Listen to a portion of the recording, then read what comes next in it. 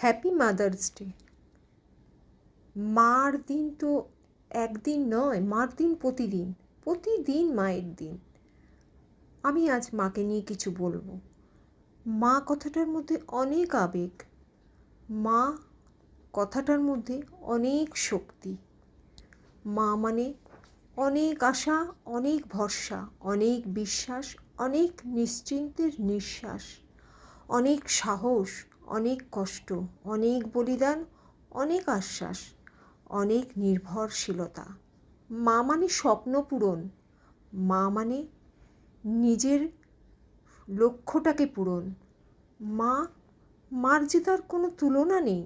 সারা জীবন একইভাবে নিজেরকে ভুলে সবার প্রয়োজনগুলো মেটানো, তার নাম মা।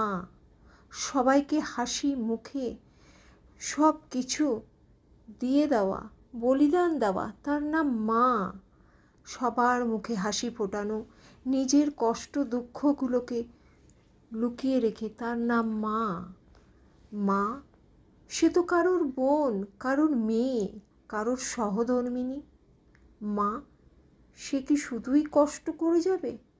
পারি না আমরা তার কষ্টগুলোকে ভাগ করে নিতে?